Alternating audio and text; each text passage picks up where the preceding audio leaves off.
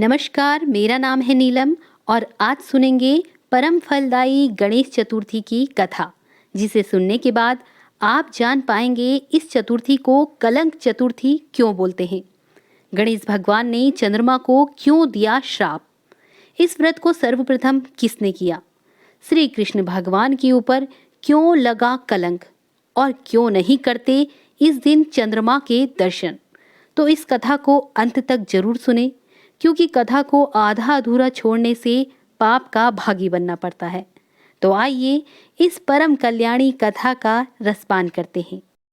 नारद जी कहते हैं कि जो मनुष्य श्यामंतक मणि की व्याख्या को सुनेगा और चंद्रमा के चरित्र की कथा को सुनेगा, उन्हें भाद्रपद माह के शुक्ल पक्ष की चतुर्थी के दिन चंद्र दर्शन करने से दोष नहीं लगेगा। जब भी मानसिक संकट या किसी तरह का संशय उत्पन्न हो, चंद्रमा का दर्शन भूल से हो जाए, तो उसके निमित्त इस कथा को अवश्य सुनना चाहिए। ऐसा देवताओं ने वर्णन किया है कि श्री कृष्ण जी ने गणेश जी की आराधना करके व्रत एवं पूजन से उन्हें प्रसन्न किया था। अतः मनुष्यों को चाहिए कि इस पाप नाशनी कथा को अवश्य सुने। नर एवं नारी पर किसी प्रकार का कष्ट आने पर, संकट आने पर इस व्रत को करने से उनके सभी मनोरथ सिद्ध हो जाते हैं। विघ्न विनाशक गणेश जी की प्रसन्नता से मनुष्य को संसार में सभी वस्तुएं सरलता से प्राप्त हो जाती हैं। नंदिकेश्वर कहते हैं कि आप लोग एक चित होकर इस कथा को श्रवण करें। भाद्र शुक्ल पक्ष की चतुर्थी को सदैव सावधानी पूर्वक गणेश जी के शुभदायक व्रत को करें। हे विप्रवर, नर अथवा नारी जो भी इस व्रत को करते हैं, वे तुरंत ही कष्टों से छुटकारा पा जाते हैं। उनके सभी कलंकों का शमन एवं विघ्न निवारण होता है। सुनसान वन में, विषम परिस्थिति में, अदालत संबंधी मामलों में, संपूर्ण कार्यों में सफलता देने वाला ये व्रत सभी व्रतों में श्रेष्ठ है।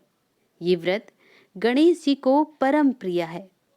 सनत कुमार जी पूछते हैं कि प्राचीन काल में इस व्रत को सर्वप्रथम किसने किया था? इसका प्रचार मृत्यु लोक में किस तरह हुआ? आप गणेश जी के व्रत को विस्तार पूर्वक हमसे कहिए। अब नंदिकेश्वर जी कहते हैं कि इस व्रत को सर्वप्रथम प्रतापवान भगवान वासुदेव जगन्नाथ श्री कृष्ण जी ने किया था। जब उन पर झूठा दोषारोपण हुआ, तो उनके समनार्थ नारद जी ने उनसे इस व्रत को करने के लिए कहा था।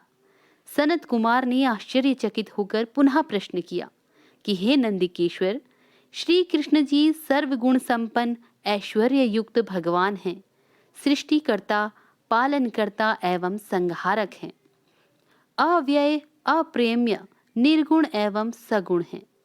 ऐसे घट घटवासी भगवान कृष्ण को मिथ्या कलंक किस प्रकार लगाया गया? ये बात बहुत ही विस्मयकारी है। हे नंदिकेश्वर, आप इस उपाख्यान का वर्णन विस्तार पूर्वक कीजिए। फिर नंदिकेश्वर कहने लगे, पृथ्वी का भार हरण करने के लिए भगवान विष्णु और बलराम जी ने वासुदेव के पुत्र के रूप में अवतार धारण किया। मगध सम्राट जरासंध के बार बार आक्रमण करने के कारण श्री कृष्ण जी ने विश्वकर्मा द्वारा समुद्र में स्वर्ण निर्मित द्वारकापुरी बनवाई, जिसमें 16,000 रानियों के लिए 16,000 सुंदर महलों का निर्माण करवाया। इसके अतिरिक्त 56 करोड़ यादवों के लिए 56 करोड़ भवनों की व्यवस्था की और अन्य लोग, ब्राह्मण, क्षत्रिय, वैश्य और शूद्रों के लिए भी निवास का प्रबंध करवाया, जहां सभी लोग शांतिपूर्वक रहते थे। त्रिलोक्य में उपलब्ध होने वाली जितनी वस्तुएं थी, सभी का वहां संग्रह किया गया था। उस द्वारकापुरी में उग्र नामक यादव के सत्राजीत और प्रसेन नामक 2 पुत्र हुए। वे समुद्र तट पर निराहार रहकर सूर्य की ओर टकटकी बांधकर आराधना करने लगे। भगवान सूर्य प्रसन्न होकर सत्राजीत के समक्ष प्रकट हुए। सत्राजीत भी अपने आराध्य के दर्शन से बहुत प्रसन्न हुए। सत्राजीत स्तुति करने लगे कि हे तेजपुंज, हे हरिहर, हे स्वतः प्रकाशवान, हे कश्यपेव, मेरा आपको बारंबार प्रणाम है। हे ग्रहराज, हे चंद्रमा को प्रकाशित करने वाले, हे संपूर्ण देवों के अधिपति, आपको मेरा नमस्कार है। हे देवराज, आप मुझ पर प्रसन्न हो। हे दिवाकर, आपकी कृपा दृष्टि मेरे ऊपर हो जाए। सत्राजीत की ऐसी स्तुति से भगवान सूर्य ने सत्राजीत से शांत, गंभीर और मधुर वाणी में कहा कि हम तुम्हारे ऊपर बहुत प्रसन्न हैं। तुम्हारी जो भी अभिलाषा हो वह हमसे मांग लो।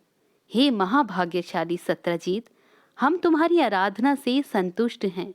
ऐसा कहकर प्रसन्न मन से भगवान ने अपने कंठ से मणि उतारकर उसे दे दी। भगवान सूर्य ने उससे कहा कि यह प्रतिदिन 8 भार अर्थात 24 मन सोना प्रदान करती है, अतः मणि धारण करने के समय पवित्र रहना चाहिए।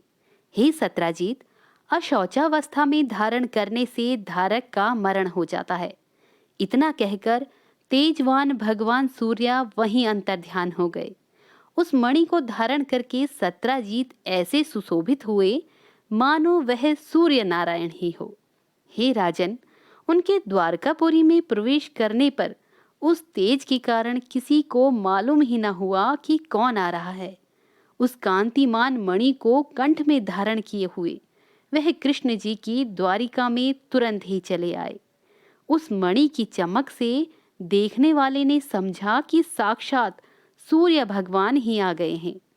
जब लोगों ने समीप आकर स्पष्ट रूप से देखा तो उनकी समझ में आया कि वह सूर्य नहीं है, ये तो सत्राजीत है, जो कंठ में मणि धारण करने के कारण सुशोभित हो रहे हैं। सत्राजीत के कंठ में श्यामंतक मणि को देखकर भगवान कृष्ण का मन लालायित हो उठा, परंतु उन्होंने उसे लेने की चेष्टा नहीं की। इधर सत्राजीत के मन में संदेह उत्पन्न हो गया कि कहीं कृष्ण जी मुझसे ये मणि मांग न ले। इस भय से उसने उस मणि को अपने भाई प्रसेनजीत को दे दिया और साथ ही उसे पवित्र रहकर पहनने के लिए सावधान भी कर दिया।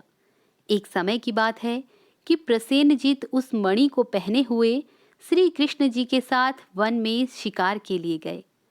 अशुचिता के कारण अश्वारूढ़ प्रसेनजीत को एक शेर ने मार डाला।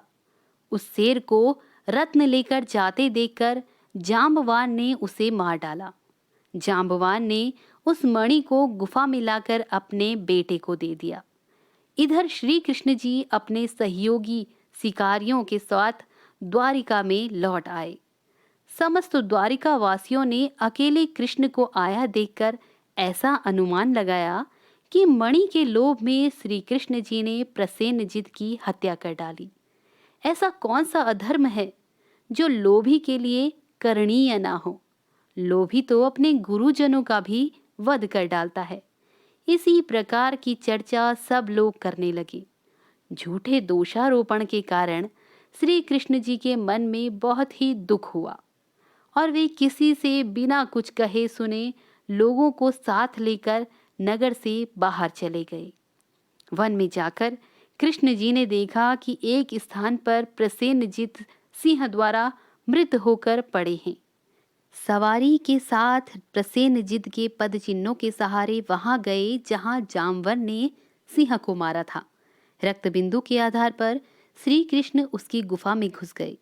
जामवन की गुफा बहुत ही भयंकर थी और उसमें घनघोर अंधेरा था। अतः प्रजाजनों को गुफा के द्वार पर छोड़कर भगवान कृष्ण अकेले ही उसके अंदर चले गए। अपने तेज से अंधकार का निवारण करते हुए भगवान उस गुफा में 400 कोस तक चले गए। वहां पहुंचने पर उन्होंने रमणीय स्थान और महल को देखा। वहां पर जामवन का पुत्र सुंदर पालने में झूल रहा था और पालने में मणि रत्न लटक रही थी। बालक के उस खिलौना स्वरूप मणि को लेने के लिए भगवान कृष्ण उसके निकट खड़े हो गए। रूप लावण्य से पूर्ण कमल नयनी किशोरी उस पालने को झुला रही थी। वह मंद मुस्कान भी बिखेर रही थी। ऐसी नव युवती बाला को देखकर कृष्ण जी विस्मित हो गए। वह कमलमुखी बाला धीरे धीरे कह रही थी कि लाडले, तुम क्यों रो रहे हो? देखो, प्रसेनजित को सिंह ने मार डाला और सिंह को हमारे पिताजी ने मारकर उस श्यामंतक मणि को तुझे खेलने के लिए दे दिया। कमल नयन भगवान कृष्ण को देखकर वह बाला कामातुर होकर धीरे धीरे प्यार भरी बात करने लगी कि मेरे पिता की दृष्टि पड़ने से पहले आप यहाँ से चले जाइए। ये सुनकर प्रतापवान श्री कृष्ण हंसकर अपना 5 जन्य शंख बजाने लगे। उस शंखनाद से जामवान घबराकर उठ बैठा और उनके पास चला आया। फलस्वरूप भगवान कृष्ण और जामवान में परस्पर तुमुल युद्ध होने लगा। इस दृश्य से सभी नारियां चित्कार करने लगी और गुफा के नागरिक आश्चर्य में पड़ गए। उधर गुफा द्वार पर कृष्ण की प्रतीक्षा कर रहे पूर्जन उन्हें मृत समझकर 7वें दिन द्वारका लौट गए। वहां पहुंचकर उन लोगों ने उनका मृतक कर्म कर डाला। इधर गुफा के अंदर भगवान कृष्ण और जामवान में 21 दिनों तक लगातार मल्ल युद्ध होता रहा। भगवान कृष्ण ने जामवान के योद्धान्माद को क्षीण कर दिया। त्रेता युग की बातों का स्मरण कर जामवान ने भगवान को पहचान लिया। जामवान कहने लगे कि मैं सभी देवों, दैत्यों, यक्षों, नागों, गंधर्वों, पिशाचों और मरूद गणों से अपराजेय हूँ। वे लोग मेरे पराक्रम के समक्ष टिक नहीं सकते। हे देवाधिदेव, आपने मेरे पर विजय पाई है। इससे आपका देवाधिपति होना निश्चित है। मैं समझ गया कि आप में भगवान विष्णु का तेज है। किसी अन्य में इतना बल नहीं हो सकता। फिर भगवान श्री कृष्ण ने जामवार के मस्तक पर अपना कल्याणकारी हाथ फेरते हुए प्रेम पूर्वक कहा, हे जामवार, इस मणि के कारण मुझे झूठा कलंक लगा है। उसी कलंक के निवारण के लिए मैं मणि प्राप्त करने के लिए तुम्हारी गुफा में आया हूँ। भगवान की बात सुनकर जामवार ने प्रसन्नता पूर्वक अपनी कन्या जामवती को उन्हें समर्पित करते हुए दहेज स्वरूप मणि भी दे दी। भगवान कृष्ण ने कन्या और मणि ग्रहण कर जामवार के दुर्लभ ज्ञान का उपदेश देकर जाने का विचार किया। भगवान कृष्ण के जाने से पहले जामवान ने अपनी कन्या का पाणी ग्रहण उनके साथ कर दिया। जामवती के साथ मणि लेकर भगवान कृष्ण प्रसन्न मन से द्वारिका आए। जिस प्रकार किसी मृतक के पुनर्जीवित होने पर उसके परिवार वालों के हर्ष की सीमा नहीं रहती, वही अवस्था कृष्ण भगवान को देखकर द्वारिका वासियों में हुई। श्री कृष्ण को धर्मपत्नी के साथ मणि लेकर लौटा देखकर सभी लोग उत्सव मनाने लगे। भगवान कृष्ण प्रसन्न होकर मित्र वर्ग के साथ सुधर्मा सभा अर्थात यादवों की राज्य सभा में आए।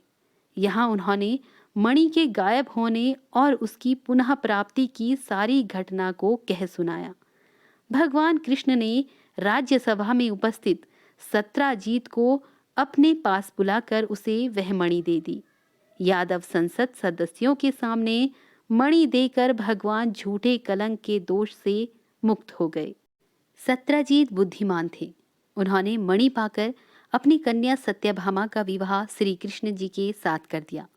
उसके बाद उस मणि को प्राप्त करने के लिए कुछ शत्रुओं ने सत्राजीत की हत्या कर दी। जब श्री कृष्ण जी को इस बात का पता चला तो उन्होंने बलराम जी से कहा कि भैया, शतधन्वा ने सत्रजीत की हत्या कर दी और हमारी मणि का अपहरण कर लिया है। शत्रुधन्वा को जब ये पता चला कि श्री कृष्ण जी को मणि के अपहरण का पता चल गया है तो वह डर कर मणि को अक्रूर जी को सौंपकर नगर से भागने लगा। तब श्री कृष्ण और बलराम जी उसका पीछा करने लगे और कुछ दूरी पर वह अपनी घोड़ी से गिरकर पैदल ही भागने लगा। तब श्री कृष्ण जी ने उसे पकड़कर उसका वध कर दिया। अब उन्होंने देखा तो सतधन्वा के पास मणि नहीं मिली, तो श्री कृष्ण जी बलराम जी से कहते हैं कि भैया, इसके पास तो मणि है ही नहीं। फिर बलराम जी ने रुष्ट होकर श्री कृष्ण जी से कहा, तुमने सदैव ही कपट का व्यवहार किया है। तुमसे बढ़कर लालची और पापी कोई अन्य व्यक्ति नहीं होगा। जब तुम धन के लिए लोभ में पड़कर अपने सगे संबंधियों की हत्या करने में भी नहीं चूकते, तो ऐसा कौन भाई बंधु होगा जो तुम्हारा साथ दे। इसके बाद बलराम जी विदर्भ देश की ओर निकल पड़े और कृष्ण जी रथ में सवार होकर द्वारकापुरी में वापस लौट आए। कृष्ण के लौटने पर द्वारकावासी पुनः चर्चा करने लगे कि कृष्ण ने अपने बड़े भाई बलराम जी को द्वारका से बाहर निकालकर अच्छा काम नहीं किया। मणि के लोभ में उन्हें ऐसा करना उचित नहीं था। इस लोकापवाद से श्री कृष्ण के मन में बहुत ही खेद हुआ और उनका चेहरा मुरझा गया। इधर अक्रूर भी तीर्थटन के लिए द्वारका से निकल पड़े। उन्होंने काशीपुरी में आकर यज्ञपति भगवान के लिए विष्णु योग किया। अक्रूर ने उस मणि द्वारा दैनिक स्वर्ण प्राप्ति के द्वारा सभी लोगों को दक्षिणा देकर संतुष्ट किया। नगर में विभिन्न देवों के मंदिरों का निर्माण कराया। सूर्य द्वारा प्रदत्त उस मणि को सदैव अक्रूर पवित्रता के साथ धारण करते थे। फलस्वरूप वे जहाँ भी रहते वहाँ ना तो कभी अकाल पड़ता और ना ही व्याधि जनित किसी रोग का भी प्रकोप होता। भगवान श्री कृष्ण सर्वज्ञ थे। वे सभी बातों को जानते थे। मनुष्य देहधारी है और माया विशिष्टता में अपनी अज्ञानता के कारण भगवान पर भी दोष लगाने से नहीं चूकते। वे कहते थे, देखो तो मणि के कारण भाई बलराम जी से विरोध हो गया। इस तरह बार बार तरह तरह के अभियोग लगते रहे। अतः इतना कलंक कहाँ तक सहा जाए। कृष्ण जी इस चिंता में थे ही कि वहां नारद जी आ पहुंचे। नारद जी ने कहा, हे भगवान, आप चिंतित क्यों दिखाई पड़ रहे हैं? आप किस चिंता में पड़े हैं? हे केशव, आप संपूर्ण वृतांत मुझसे कहें। अब श्री कृष्ण जी ने कहा, हे देवर्षि नारद, मुझे बार बार अकारण कलंक लग रहा है। इस कारण मुझे अत्यंत पश्चाताप है। मैं आपकी शरण में हूँ। आप मुझे चिंता रहित कीजिए। नारद जी कहने लगे, हे देव, आप पर लगने वाले कलंक का कारण मैं जानता हूँ कि आपने भाद्रपद माह के शुक्ल पक्ष की चतुर्थी तिथि को चंद्रमा के दर्शन किए हैं, इसलिए आपको बार बार कलंकित होना पड़ रहा है। अब नारद जी की बात सुनकर श्री कृष्ण जी कहने लगे, हे देवर्षि नारद जी, चतुर्थी के दिन चंद्रमा के दर्शन से कैसे दोष लगता है, जबकि द्वितीय तिथि को चांद का लोग दर्शन करते हैं और उसका सुंदर फल पाते हैं। अब नारद जी ने कहा कि स्वयं गणेश जी ने दर्शनीय रूप वाले अर्थात सुंदरतम रूप पर गर्व करने वाले चंद्रमा को श्राप दिया था कि आज के दिन जो लोग तुम्हारे दर्शन करेंगे समाज में उन्हें व्यर्थ ही निंदा का पात्र होना पड़ेगा। श्री कृष्ण जी ने पूछा कि हे मुनिवर, अमृत की वर्षा करने वाले चंद्रमा को गणेश जी ने क्यों श्राप दिया? आप इस सर्वोत्तम उपाख्यान का विस्तृत वर्णन कीजिए। अब नारद जी ने उत्तर दिया कि प्राचीन काल में ब्रह्मा, विष्णु और शिव ने मिलकर गणेश जी को अष्टसिद्धि तथा नवनिधि को पत्नी स्वरूप प्रदान किया। उसके बाद विधि पूर्वक गणेश जी की पूजा करके उन्हें संपूर्ण देवों में अग्रणी बनाकर प्रजापति ब्रह्मा जी उनकी स्तुति करने लगे। ब्रह्मा जी ने कहा कि हे हाथी सदृश मुख वाले, हे गणपति, हे लंबोदर, हे वरदायक, हे समस्त विद्याओं के अधिपति, हे देवताओं के अधिनायक, हे गणेश जी, जो लोग भक्ति पूर्वक आपको लड्डू चढ़ाकर पूजन करेंगे उनके सभी विघ्न दूर हो जाएंगे और दुर्लभ सिद्धि प्राप्त होगी। इसमें संशय नहीं, जो देवता या दानव आपकी पूजा किए बिना सफलता की कामना करते हैं उन्हें अरबों कल्प तक भी सिद्धि नहीं मिलती। हे गजानन, आपकी कृपा कटाक्ष के बल पर सदा विष्णु पालन करते हैं तथा शिव जी संहार करते हैं। ऐसी स्थिति में मेरी सामर्थ्य नहीं जो मैं आपकी स्तुति कर सकूं। ब्रह्मा जी के मुख से ऐसी स्तुति सुनकर गणेश जी ने विश्व के अधिपति ब्रह्मा जी से प्रेम पूर्वक कहा। गणेश जी ने कहा कि हे जगत के रचयिता ब्रह्मा जी, मैं आपकी भक्तिपूर्ण निश्चल स्तुति से अत्यंत प्रसन्न हूँ। आपकी जो इच्छा हो मुझसे वर के रूप में मांग लीजिए, मैं उसे पूर्ण करूँगा। ब्रह्मा जी ने कहा कि हे प्रभु, सृष्टि के रचना काल में मुझे किसी प्रकार की बाधा ना हो। ये सुनकर गणेश जी ने प्रसन्न मन से मुस्कुराते हुए कहा, ऐसा ही होगा, अर्थात आपका कार्य निर्विघ्न रूप से चलता रहेगा। ब्रह्मा जी अभिष्ट वरदान पाकर अपने लोक को चले गए।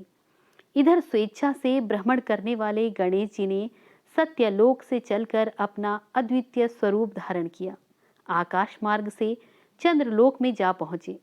रूपशाली चंद्रमा ने गणेश जी के ऐसे हास्य योग स्वरूप को देखा जिसमें उनकी लंबी सूंड, सूप के समान कान, लंबे दांत, भारी भरकम तोंदलिया पेट और चूहे के वाहन पर आसीन हैं। ऐसे विस्मयकारी रूप को देखने से रूप गर्वित चंद्रमा को हंसी आ गई। चंद्रमा के हंसने से गणेश जी कुपित हो गए। उनकी आंखें क्रोध से लाल हो गई। उन्होंने चंद्रमा को श्राप दिया कि तुम दर्शनीय एवं सुंदर रूप वाले मुझको देखकर हंस रहे हो। गणेश जी ने कहा कि चंद्रमा, तुम मद दर्पित हो रहे हो। इसका फल तुम्हें बहुत ही जल्द भोगना होगा। आज से शुक्ल चतुर्थी के दिन कोई भी व्यक्ति तुम्हारे पापी मुख को नहीं देखेगा। जो व्यक्ति भूल से भी तुम्हारे मुख को देख लेगा उसे अवश्य कलंकित होना पड़ेगा। नारद जी कहते हैं कि हे कृष्ण जी, ऐसा भीषण शाप सुनकर विश्व में हाहाकार मच गया और चंद्रमा का मुख मलिन हो गया तथा वे जल में प्रविष्ट हो गए। उसी दिन से चंद्रमा अपना स्थान जल में बनाकर रहने लगे। इधर देवता, ऋषि और गंधर्वों को बड़ी निराशा हुई और वे सब दुखी होकर देवराज इंद्र के नेतृत्व में पितामह ब्रह्मा जी के लोक में गए। ब्रह्मा जी का दर्शन करने के बाद उन लोगों ने चंद्रमा के वृतांत का वर्णन कर दिया कि आज गणेश जी ने चंद्रमा को शाप दे दिया है।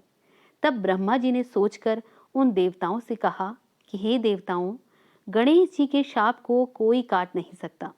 ना तो मैं ही काट सकता हूँ और ना ही विष्णु इंद्रादि देवता ही ऐसा निश्चय कर सकते हैं।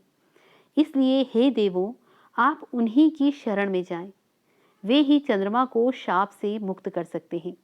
देवताओं ने पूछा कि हे पितामह, हे अतीव बुद्धिशाली, हे प्रभु, किस उपाय से गजानन प्रसन्न होकर वर देंगे?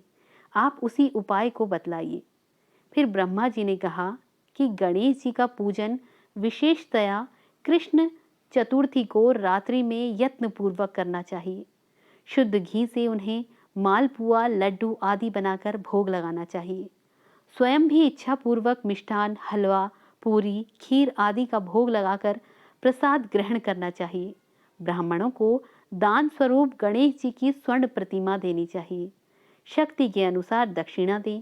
धन रहते हुए कृपणता नहीं करनी चाहिए। पूजन, व्रत आदि की विधि जानकर सब देवताओं ने देवगुरु बृहस्पति को भेजा और उन्होंने चंद्रमा के पास जाकर ब्रह्मा जी की बताई हुई विधि के द्वारा गणेश जी का पूजन एवं व्रत किया, जिसके फलस्वरूप गणेश जी प्रसन्न हो गए।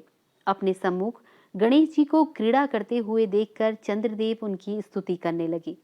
चंद्रदेव ने कहा, हे विभु, आप समस्त कारणों में आदि कारण हैं। आप सर्वज्ञ एवं सबके जानने योग्य हैं। आप मुझ पर प्रसन्न होइए। हे लंबोदर, हे वक्रतुंड, हे ब्रह्मा विष्णु से पूजित, मैंने गर्व के कारण आपका उपहास किया था। उसके लिए मैं आपसे क्षमा मांगता हूँ। आप मुझ पर प्रसन्न होइए। हे गणेश जी, जो आपकी पूजा ना करके अर्थ सिद्धि की इच्छा रखते हैं, वे वास्तव में मूर्ख और संसार में अभागे हैं। मुझे अब आपके संपूर्ण प्रभाव का ज्ञान हो गया है। जो परमात्मा आपकी पूजा से विमुख रहते हैं, उन्हें नरक में भी स्थान नहीं मिलता। चंद्रमा द्वारा ऐसी स्तुति सुनकर गणेश जी हंसते हुए मेघ के समान गुरु गर्जना से बोले। गणेश जी ने कहा, हे चंद्रमा, मैं तुम्हारी ऊपर प्रसन्न हूँ। तुम्हारी जो इच्छा है वो तुम मुझसे वरदान के रूप में मांग लो। मैं तुम्हें देने के लिए तैयार हूँ। फिर चंद्रमा ने कहा कि मेरा दर्शन सभी लोग पुनः पूर्व व्रत करने लगे, ऐसी मुझे आप वरदान दें। चंद्रमा ने कहा कि हे गणेश्वर, आपकी कृपा से मेरे पाप, शाप दूर हो जाएं। ये सुनकर गणेश जी ने कहा कि हे चंद्र, मैं तुम्हें इसके बदले दूसरा वरदान दे सकता हूँ, किंतु यह नहीं दे सकता। विघ्नेश्वर गणेश जी के ऐसे वचन को सुनकर ब्रह्मादि देवगण अत्यंत भयभीत होकर भक्त वत्सल गणेश जी से प्रार्थना करने लगे। देवता लोग निवेदन करने लगे कि हे देवाधिदेव, आप चंद्रमा को शाप मुक्त कर दें। यही वरदान हम सभी आपसे चाहते हैं। आप ब्रह्मा जी के बड़प्पन का विचार कर चंद्रमा को शाप मुक्त कर दें। देवताओं की बात सुनकर गणेश जी ने बड़े ही आदर के साथ कहा कि आप लोग मेरे भक्त हैं, अतः मैं आप लोगों को अभिष्ट वरदान प्रदान करता हूँ। गणेश जी ने कहा कि जो लोग भादो सुदी चौथ को चंद्रमा का दर्शन करेंगे, उन्हें मिथ्या कलंक तो अवश्य ही लगेगा, इसमें कोई भी संदेह नहीं। किंतु महीने के आरंभ में शुक्ल द्वितीया के दिन जो व्यक्ति हर महीने में निरंतर तुम्हारा दर्शन करते रहेंगे, उन्हें भादो सुदी चौथ के दर्शन का दुष्ट परिणाम नहीं भोगना पड़ेगा। नारद जी कहते हैं कि हे कृष्ण, तभी से द्वितीया के दिन सब लोग आदर पूर्वक चंद्र दर्शन करने लगे।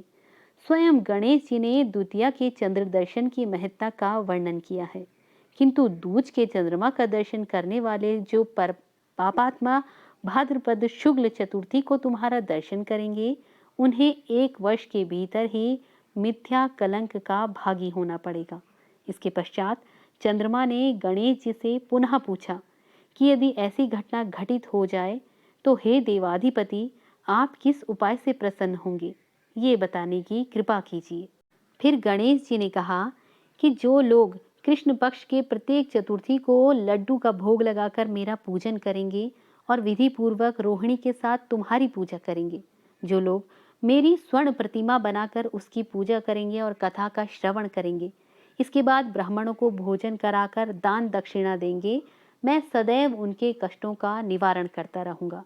यदि कोई भी व्यक्ति स्वर्ण प्रतिमा बनाने में सक्षम ना हो तो मिट्टी की प्रतिमा बनाकर सुगंधित पुष्पों से मेरी पूजा करे, फिर प्रसन्न मन से ब्राह्मणों को भोजन कराकर दक्षिणा देकर कथा सुनकर आरती करे। फिर सभी देव भगवान गणेश से प्रार्थना करने लगे कि हे भगवान, हमारी इस प्रकार की पूजा को आप स्वीकार करें और प्रसन्न होकर हमें वरदान दें। आप सम्मान, उन्नति, धन धान्य, पौत्र पौत्रादि देते रहें। हमारे वंश में विद्वान, गुणी और आपके भक्त पुत्र उत्पन्न होते रहें। इस प्रकार की प्रार्थना के बाद सिद्धि विनायक गणेश जी अंतर्ध्यान हो गए। नारद जी ने कहा कि हे कृष्ण जी, आप भी इस व्रत को कीजिए, आपका कलंक छूट जाएगा। तब नारद जी के आदेश अनुसार भगवान कृष्ण ने अनुष्ठान किया। इस व्रत के करने से श्री कृष्ण कलंक से मुक्त हो गए। तो बोलो गणपति भगवान की जय।